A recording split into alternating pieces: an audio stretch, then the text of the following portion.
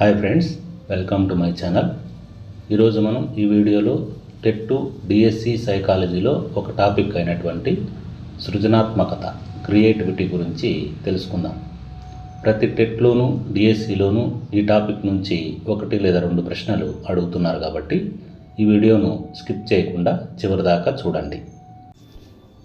ఈ వీడియోలో తెలుసుకోబోయే అంశాలు ఏమిటంటే సృజనాత్మకత నిర్వచనాలు, సృజనాత్మకత స్వభావము, సృజనాత్మకత మూలకాలు, సృజనాత్మకతలోని రకాలు, సృజనాత్మకతలోని దశలు, సృజనాత్మకతను పెంపొందించేటువంటి విధానాలు, సృజనాత్మకత మాపనాల గురించి తెలుసుకుందాం. ఇవన్నీ నేర్చుకున్నట్లయితే మనము ఈ టాపిక్ నుంచి ఎలాంటి ప్రశ్న అడిగినప్పటికీ ఆన్సర్ చేయవచ్చు. మనిషి ఆలోచనే మనిషి యొక్క ప్రత్యేకత. మనిషి తెలిసిన విషయాలను గురించే కాకుండా తెలియని విషయాలను గురించి కూడా ఆలోచిస్తాడు. సాధ్యమైన విషయాలతో పాటుగా అసాధ్యమైన కల్పనలను కూడా కలగంటాడు. వాస్తవిక జీవితంలో జీవితాన్ని గడుపుతూనే కవిగాను, చిత్రకారుడిగాను, కళాకారుడిగాను సరికొత్త ఆలోచన ప్రపంచాన్ని సృష్టిస్తాడు. మరి ఇలా సృష్టించడానికి కారణం అతనికి ఉన్నటువంటి క్రియేటివిటీ. ఇది కళాకారుల్లోనే కాదు, అన్ని రంగాల్లో అన్ని రకాల వ్యక్తుల్లోనూ ఉంటుంది. ఈ సృజనాత్మకత ఆలోచనలో ఒక భాగం. మరి ఆలోచన అంటే ఏమి?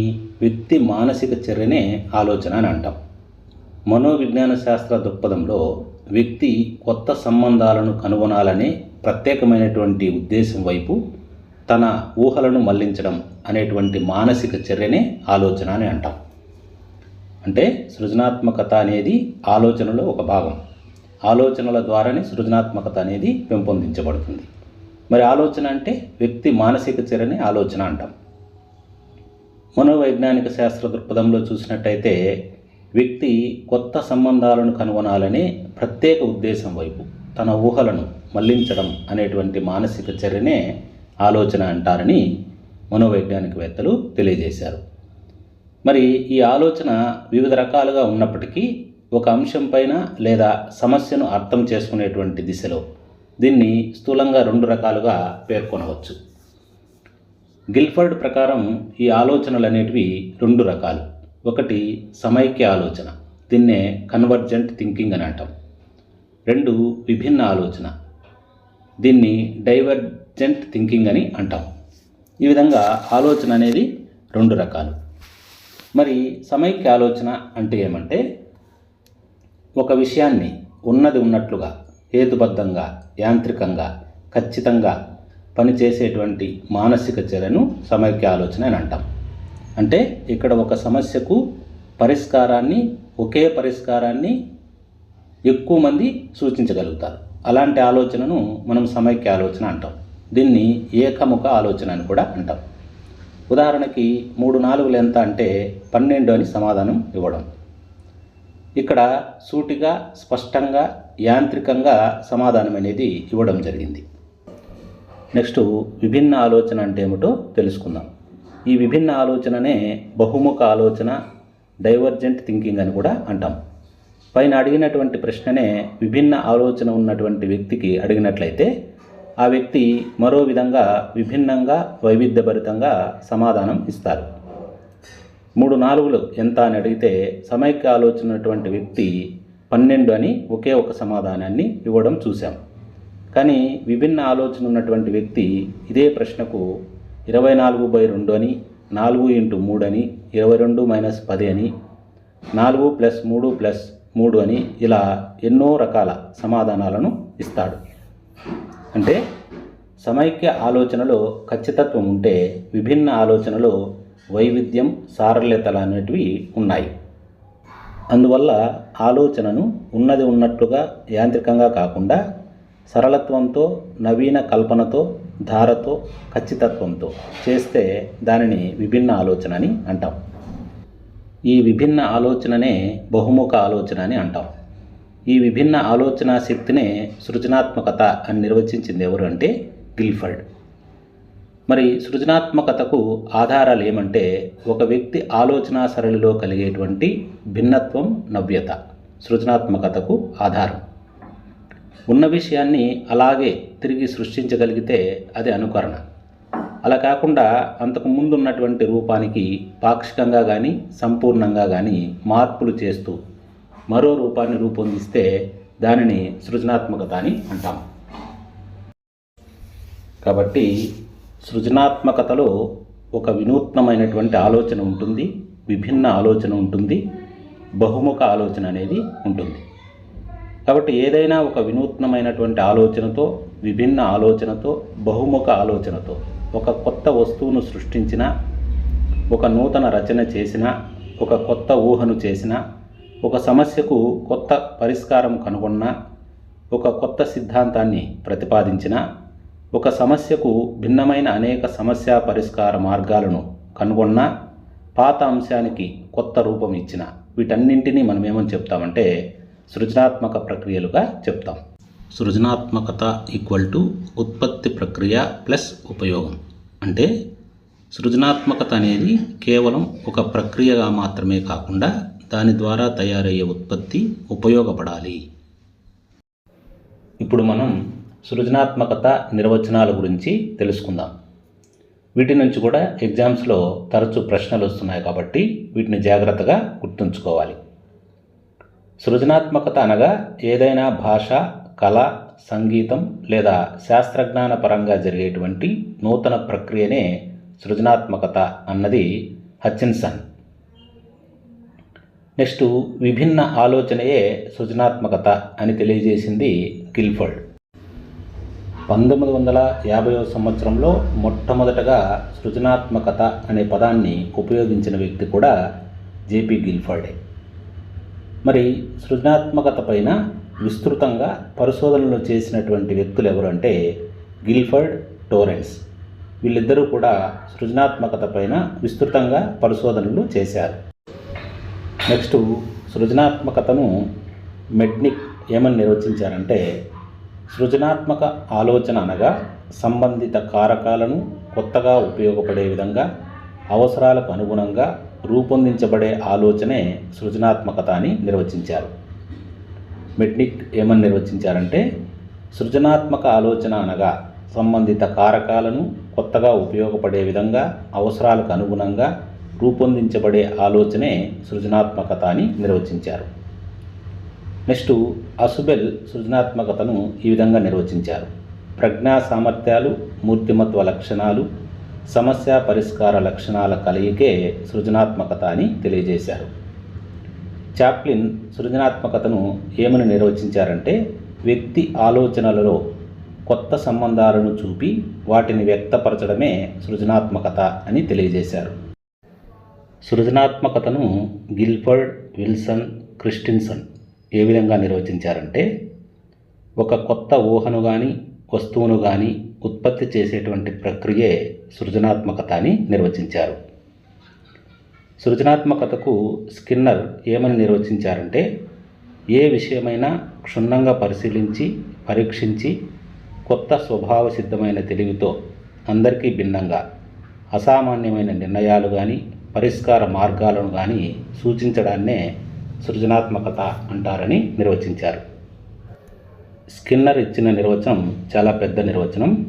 దీన్ని ఏ విధంగా ఈజీగా గుర్తుపెట్టుకోవచ్చు అంటే మనము ఇందులో ఒక కీవర్డ్ను గుర్తుంచుకోవాలి. అదేమంటే క్షుణ్ణంగా అనేటువంటి కీవర్డ్ను గుర్తుంచుకోండి. మనము డాక్టర్ దగ్గరికి ఏదైనా ఆరోగ్య సమస్య వల్ల పోయినప్పుడు డాక్టరు స్కానింగ్ చేస్తాడు. స్కానింగ్ అంటే స్కిన్నర్ చేసినాక ఆ స్కాన్ను క్షుణ్ణంగా పరిశీలించి పరీక్షించి ట్రీట్మెంట్ ఇస్తాడని గుర్తుంచుకోండి. కాబట్టి స్కానింగ్ అంటే స్కిన్నర్ అని గుర్తుంచుకోండి. క్షుణ్ణంగా అనేటువంటి పదము నిర్వచనంలో కనిపిస్తే ఆ నిర్వచనం స్కిన్నర్ ఇచ్చినట్లుగా గుర్తుంచుకోవాలి.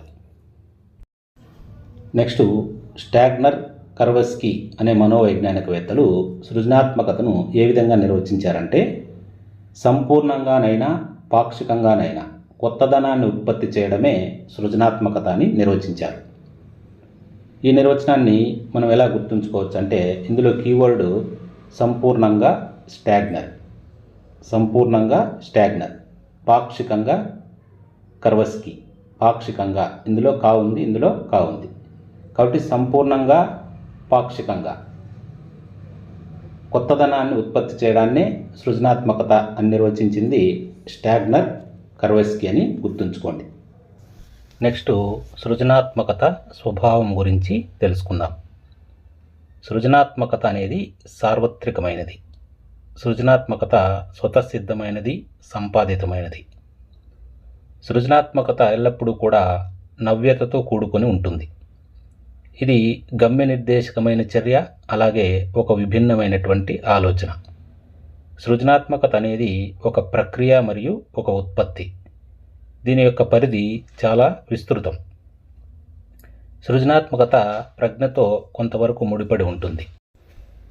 ఇది ఒక సమస్యకు పరిష్కారాన్ని నిర్దేశిస్తుంది. సృజనాత్మకత అనేది శిక్షణ, విద్య వల్ల ఇంకా బాగా వికసిస్తుంది. నెక్స్ట్ సృజనాత్మకత మూలకాల గురించి తెలుసుకుందాం. సృజనాత్మకత మూలకాలను ఇద్దరు మనోవైజ్ఞానికవేత్తలు తెలియజేశారు. వారు ఒకరు పోర్టర్ కాగా రెండవ వ్యక్తి గిల్ఫర్డ్. వీరు సృజనాత్మకత మూలకాలు 5 అని సూచించారు.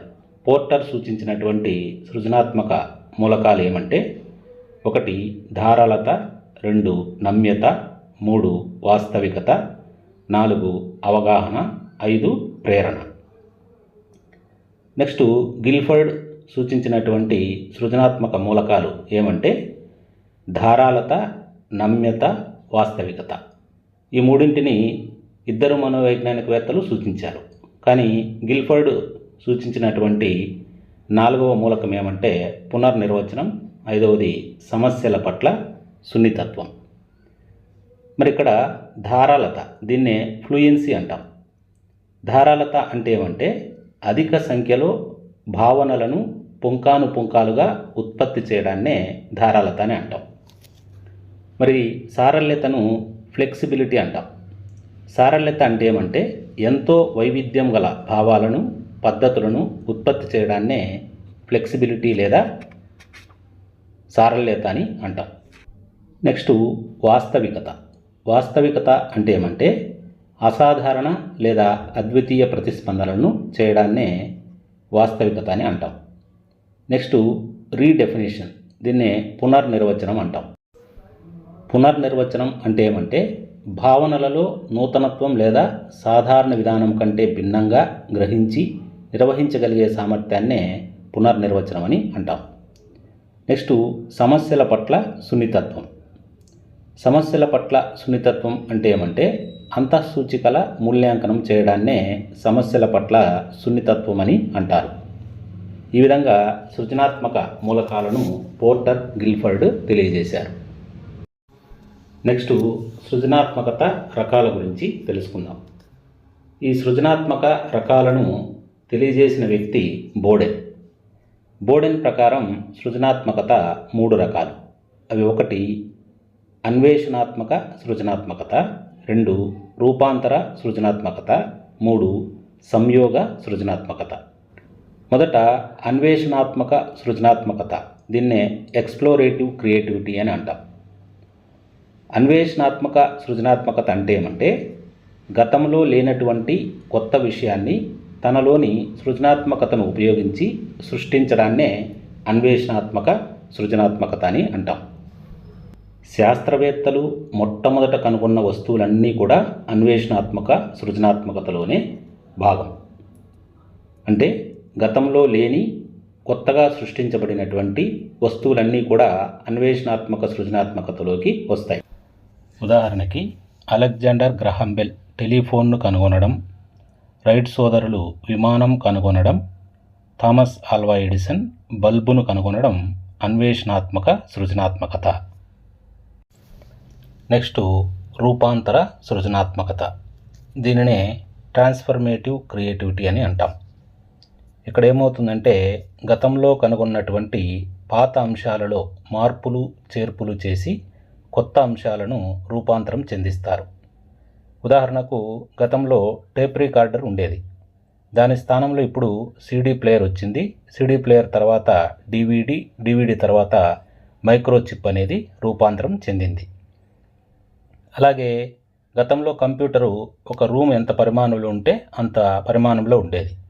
రాను రాను కొద్ది కాలానికి అందులో మార్పులు తీసుకొచ్చి ఆ కంప్యూటర్ నుండి ల్యాప్టాప్ను రూపొందించడం జరిగింది. అలాగే గతంలో ల్యాండ్ ఫోన్ ఉండేది. ఆ ల్యాండ్ ఫోను రూపాంతరం చెంది మొబైల్ ఫోన్గా రూపొందించడం జరిగింది. అలాగే ఎగిరే టెక్నాలజీ నుండి డ్రోన్స్ తయారు చేశారు.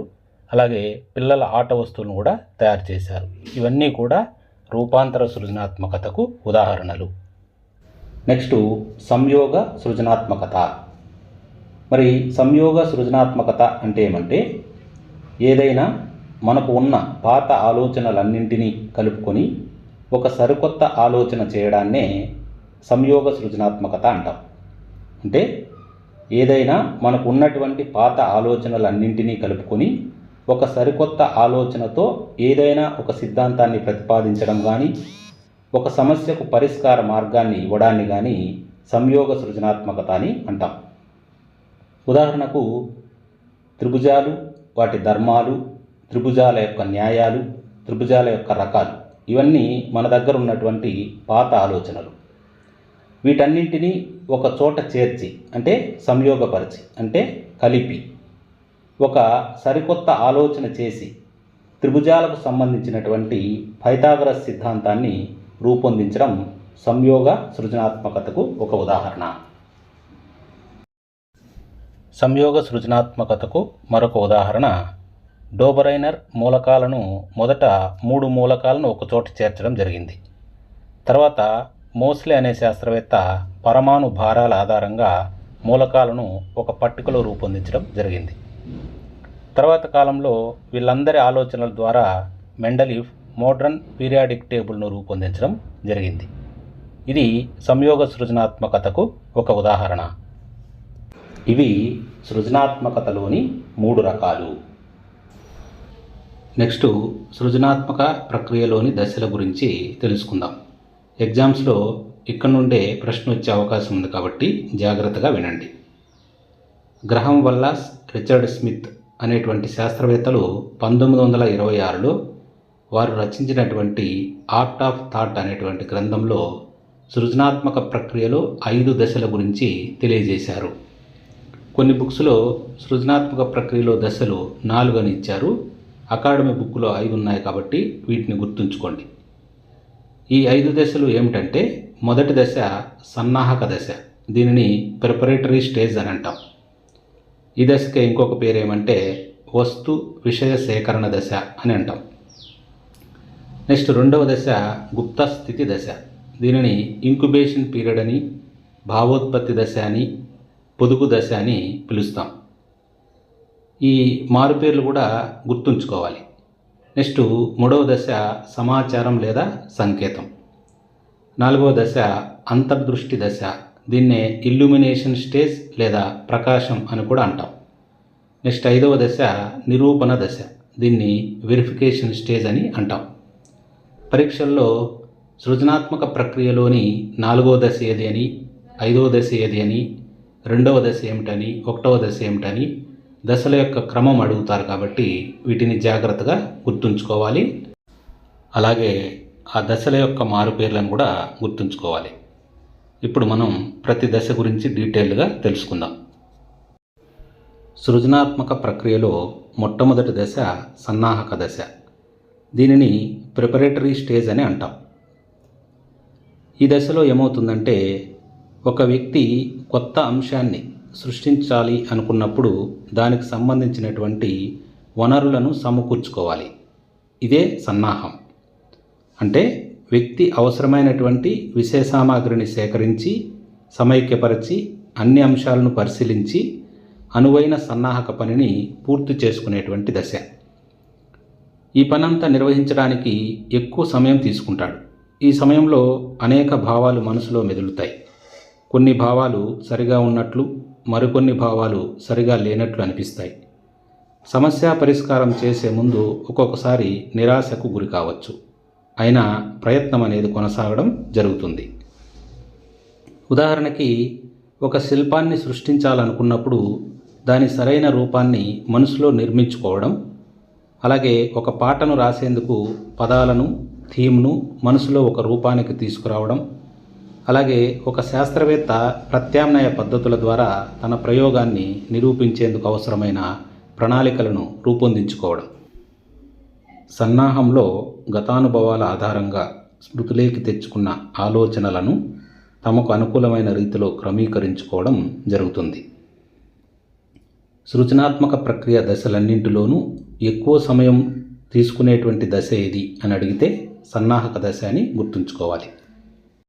సృజనాత్మక ప్రక్రియలో రెండవ దశ గుప్త స్థితి దశ. దీనినే భావోత్పత్తి అని, పొదుగు దశ అని, ఇంక్యుబేషన్ స్టేజ్ అని పిలుస్తారు. సన్నాహ దశ తర్వాత ఈ దశలో ఏమవుతుందంటే, విషయాలను వాస్తవాలను సేకరించిన తర్వాత వ్యక్తి తాత్కాలికంగా విశ్రాంతి తీసుకుంటాడు. ఎందుకంటే ఇతను సృష్టించాలనుకున్నటువంటి నూతన సృష్టి ఎలా ఉండాలో ఊహించుకుంటూ ఉంటాడు. ఈ దశలో లక్ష్య సాధనకు సంబంధించిన ఎలాంటి కార్యక్రమాలు చేపట్టడు. అలాగే నూతన పరిజ్ఞానాన్ని కూడా పొందడు. తన పనులు తనకిష్టమైనటువంటి రీతిలో నచ్చిన పనులు చేస్తూ కాలం గడుపుతూ ఉంటాడు. ఈ సమయంలో అచేతన ప్రవర్తన సమస్య పరిష్కారం వైపు పనిచేస్తూ వ్యక్తి స్ఫూర్తికి కారణమవుతుంది. ఈ దశలోనే నూతన ఆలోచనలు, భావనలు మనసులో ఉత్పన్నమవుతాయి. కాబట్టి సృజనాత్మక ప్రక్రియలో ఎక్కువ సమయం తీసుకునేటువంటి దశ ఏది అంటే సన్నాహక దశ. మరి సృజనాత్మక ప్రక్రియ దశలలో ఏ దశ విశ్రాంతి దశ అంటే గుప్త స్థితి దశ అని గుర్తుంచుకోవాలి. నెక్స్ట్ మూడవ దశ సంకేతం లేదా సమాచారం. ఈ దశలో వ్యక్తికి సమస్య పరిష్కారం కనుక్కోవడానికి ఒక హింట్ అనేది దొరుకుతుంది. ఎలా ఈ సృజనాత్మక ఆలోచనను ముందుకు తీసుకెళ్ళాలి అనేటువంటి హింట్ దొరుకుతుంది. వ్యక్తికి సృజనాత్మక కృత్యం చేసే ముందు అతనికి ఒక ఆలోచన వస్తుంది. ఆ ఆలోచన లక్ష్యం వైపు, గమ్యం వైపు అడుగులు వేసేలా చేస్తుంది. అంటే ఆ ప్రత్యేక వ్యక్తికి పరిష్కారం దగ్గరలో ఉన్నట్లు భావన కలగడాన్నే సంకేతం అంటాం. ఇక్కడ ఇతర అడ్డంకుల ప్రభావం తగ్గిపోవడం వల్ల పరిష్కారానికి గురించినటువంటి స్పష్టత అనేది మొదలవుతుంది ఈ దశలో. నెక్స్ట్ నాలుగవ దశ అంతర్దృష్టి దశ. దీనినే ఇన్సైట్ అంటాం. ఈ దశనే ప్రకాశం లేదా ఇల్యూమినేషన్ అని కూడా అంటాం. ఈ దశలో వ్యక్తికి సమస్య పరిష్కారం వెంటనే మెరుపులా తడుతుంది. అంటే ఆహా నేను కనుగొన్నాను, ఎస్ ఐ గాట్ ఇట్ అని ఉత్సాహంతో, ఉద్వేగంతో నూతన పరిష్కార మార్గం అనేది కనుక్కుంటాడు. అంటే ఈ దశలో సృజనాత్మక భావన, పరిష్కారం అనేది అచేతనం నుండి చేతనంలోకి అకస్మాత్తుగా, మెరుపుల, వేగంగా, వెంటనే రావడం జరుగుతుంది. దీన్నే అంతర్దృష్టి అని అంటాం. ఉదాహరణకి ఆర్కిమిడీస్ తన సమస్య పరిష్కారం కోసము చాలా రోజులు వెయిట్ చేస్తూ అతను స్నానం చేసేటప్పుడు బాత్రూంలో నుంచి యురేకా యురేకా అంటూ బయటకు పరుగులు తీయడం ఇలాంటి దశకు సంబంధించినదే. నెక్స్ట్ సృజనాత్మక ప్రక్రియలో ఐదవ దశ, చివరి దశ నిరూపణ దశ. దీనిని వెరిఫికేషన్ స్టేజ్ అని అంటాం. ఈ దశలో ఏమవుతుందంటే పూర్తయినటువంటి సృజనాత్మక అంశం సరిగా ఉందో లేదో సరిపోల్చుకుంటాడు. అంటే తన సమస్య పరిష్కార మార్గాన్ని ఊహలతో సరిపోల్చుకుంటాడు. వచ్చినటువంటి సృజనాత్మక భావన లేదా పరిష్కారం చేతనత్వంతో నిరూపించి, విస్తరింపచేసి, అనుప్రయుక్తం చేయడం అనేది జరుగుతుంది. ఇంతటితో సృజనాత్మక ప్రక్రియ అనేది పూర్తవుతుంది. నూతన వస్తువులు అనేవి ఉత్పత్తి అవుతాయి. ఉదాహరణకు ఒక కవి తన కవితను, చిత్రకారుడు తన చిత్రాన్ని, శాస్త్రవేత్త నూతన సృష్టిని సరైందో కాదో సరిచూసుకోవడం దీనికి సంబంధించినదే. నెక్స్ట్ సృజనాత్మకతను పెంపొందించే విధానాల గురించి తెలుసుకుందాం. విద్యార్థులలో సృజనాత్మకతను ఏ విధంగా పెంపొందించవచ్చు అంటే, విద్యార్థులలో ఉండేటువంటి భయం, బిడియం మొదలైన అంశాలను పోగొట్టాలి.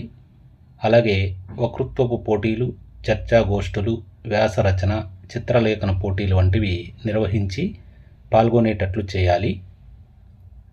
అలాగే విద్యార్థులలో విభిన్న ఆలోచనలు, పట్టుదల, ఆత్మవిశ్వాసం ప్రోత్సహించాలి. అంతేకాకుండా విద్యార్థులలో అంతర్గత ప్రేరణను కలిగించే విధంగా కృత్యాలను కల్పించాలి. అలాగే స్వేచ్ఛాభావాలను క్రమపరచకూడదు. అంటే విద్యార్థి ఏవైనా ఒపీనియన్స్ చెప్పినప్పుడు వాటిని మనము అడ్డగించకూడదు, అలాగే కించపరచకూడదు. అంతేకాకుండా నవ్యత, నూతన ఉత్సాహాలను విద్యార్థుల్లో ప్రోత్సహించాలి. అలాగే సైన్స్ ఎగ్జిబిషన్స్, మ్యూజియం, విహారయాత్రలకు తీసుకువెళ్ళాలి. అలాగే మెదడుకు మేత, రిడిల్స్, బోధనా నమూనాల వాడకం, బ్రెయిన్ స్టార్మింగ్ వంటి పద్ధతులను ఉపయోగించి సృజనాత్మకతను విద్యార్థులలో పెంపొందించవచ్చు. ఈ బ్రెయిన్ స్టార్మింగ్ అనేటువంటి పద్ధతిని ప్రవేశపెట్టింది అలెక్స్ ఆస్బర్న్. నెక్స్ట్ సృజనాత్మక పరీక్షల గురించి తెలుసుకుందాం. సృజనాత్మకత అనేక సామర్థ్యాలు, లక్షణాంశాల సమ్మేళనం.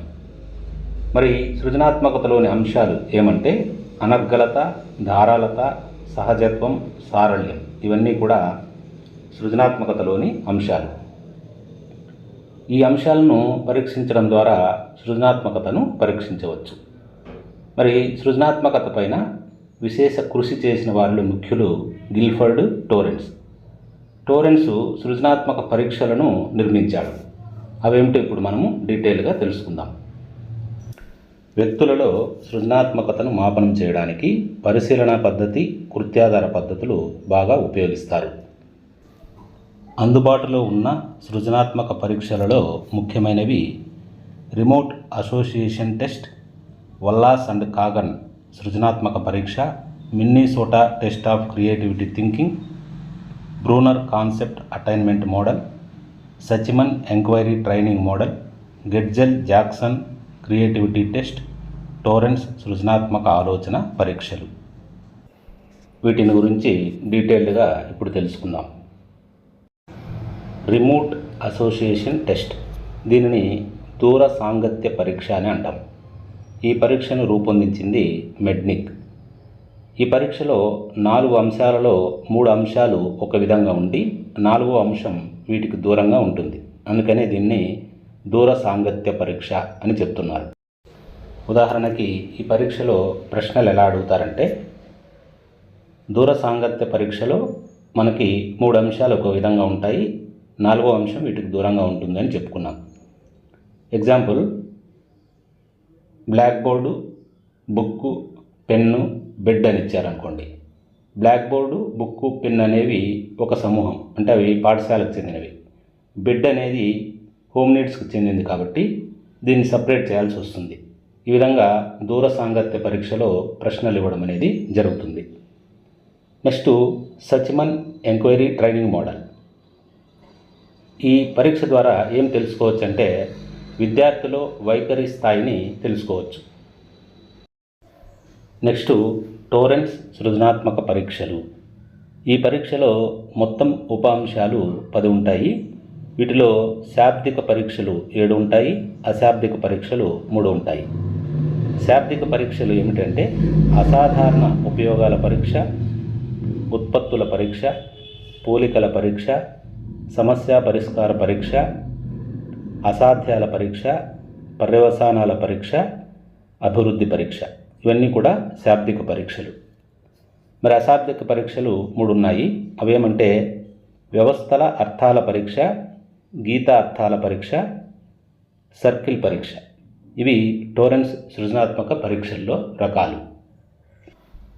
Next Wallas Kogan creativity test.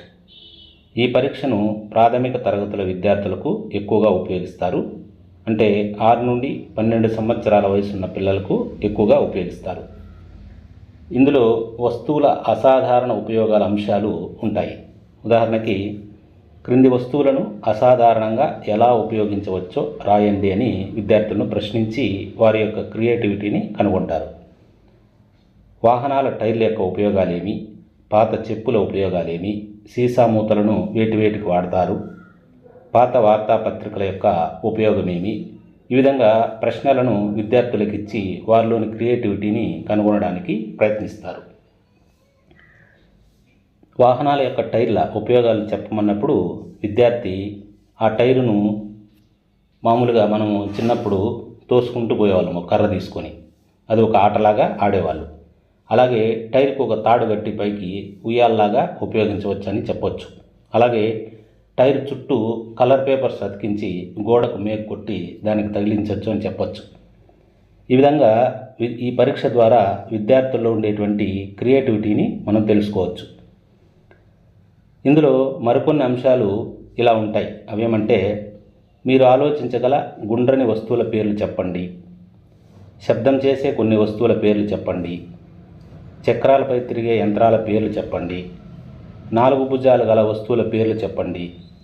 ఇలాంటి ప్రశ్నలను విద్యార్థులకు ఇచ్చి వారిలోని క్రియేటివిటీని కనుగొనవచ్చు ఈ పరీక్ష ద్వారా. Next, Minnesota test of creativity thinking. ఇది పూర్తిగా అశాబ్దిక అంశాలతో కూడిన పరీక్ష. ఈ పరీక్షను అమెరికాలోని మిన్నీసోటా విశ్వవిద్యాలయానికి చెందిన పాల్ టోరెన్స్ రూపొందించారు. దీనిలో మొత్తం 10 ఉపపరీక్షలు ఉంటాయి. ప్రతి ఉపపరీక్ష 4 భావనల ద్వారా రూపొందిస్తారు. అవేమిటంటే, 1 చిత్ర నిర్మాణాలు, 2 సృజనాత్మక నమూనాలు గీయడం, 3 వృత్తాల ఆధారంగా బొమ్మలు గీయడం, 4 చతురస్రాలను నూతన ఆకారాలుగా గీయడం. వీటిని 4 అంశాల ఆధారంగా గణిస్తారు. అవేమిటంటే, 1 ధారాళత, 2 సరళత, 3 స్వభావ సిద్ధత, 4 నవ్యత. ఈ అంశాల ఆధారంగా ప్రతి ఉపపరీక్షలో ఉన్నటువంటి 4 భావనలను గణిస్తారు. నెక్స్ట్, మరొక సృజనాత్మక పరీక్ష గెట్జెల్ జాన్సన్ క్రియేటివిటీ టెస్ట్. ఈ పరీక్షలో 5 ఉపపరీక్షలు ఉంటాయి. అవేమంటే, 1 పద సంసర్గాల పరీక్ష, 2 వస్తువుల అసాధారణ ఉపయోగాల పరీక్ష, 3 అదృశ్య ఆకారాల పరీక్ష, 4 3 విధాల ముగింపు పరీక్ష, 5 సమస్యలను రూపొందించే పరీక్ష.